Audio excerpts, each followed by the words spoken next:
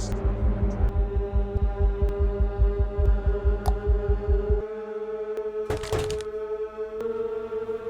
Peter!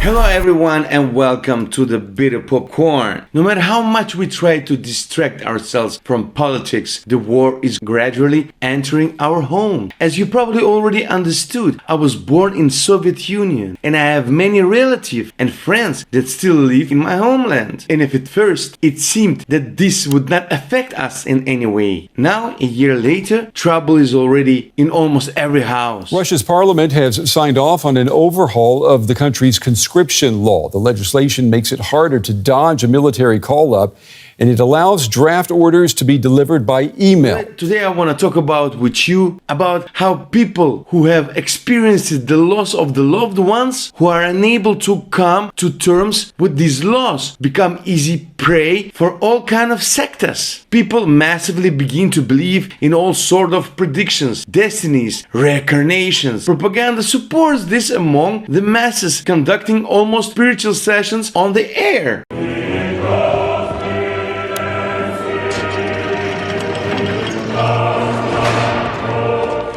Simpsons predictions for 2023 is unbelievable. On this topic, I remembered an amazing movie with an appropriate title, Hereditary. If you also like horror movies, then you probably noticed that at the beginning of every horror film, there is always a peaceful plot, a provincial town, a happy family, or an American school with their lockers for textbooks and orange buses. So in this film, there is no peaceful beginning. It begins with the fact that the family is going to the grandmother's funeral and the events are tied up quite quickly, which is why the viewer is constantly in suspense. The family also does not give the impression of a typical happy family. The father, actor Gabriel Byrne, seems too suspicious to me from the very beginning, because firstly, he's not afraid to fall asleep at night next to his abnormal wife and creepy daughter, and secondly, he somehow obviously ignores all the problems. The wife is very nervous and unstable.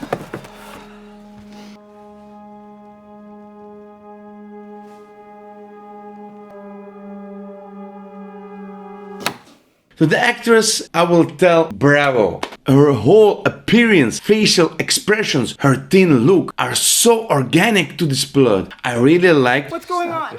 Mom! Please, What's Dad, happening? make it Why is stop, everyone please. scared? Why are you scaring? Make it stop!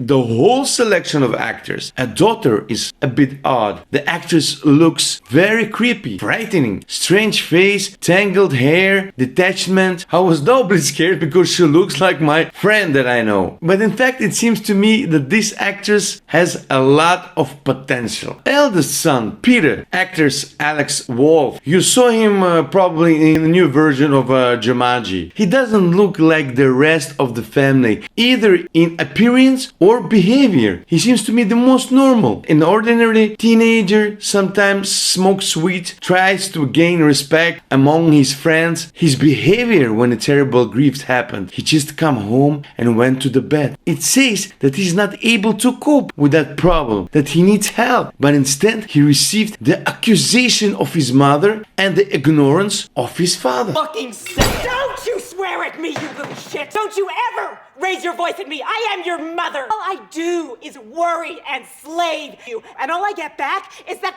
fucking face on your face! So annoyed! Well, now your sister is dead! Maybe, Dan, we could do something with this, but you can't take responsibility for anything! I think such a desire and such a feeling is familiar to many, but especially to children and teenagers. They are not ordinary people. At the first glance, there is a feeling that each of them is hiding something from the whole world and their relative. So the die seems to smack of banality. An elderly woman has died. Relatives who are crying, who poorly mask sadness. But the old woman woman was not a gift. In old age, they say, everyone becomes with the same kind of bad character. And when the traditional paranormal activity began, it seemed for a while that the film was about it, but it was not it. Everything develops slowly as if carefully. Only sometimes the viewer is shocked, not so much as to the hiccups, but to the slight nasty feeling. Well, at least the episode with Charlie, Pigeon and the Caesars.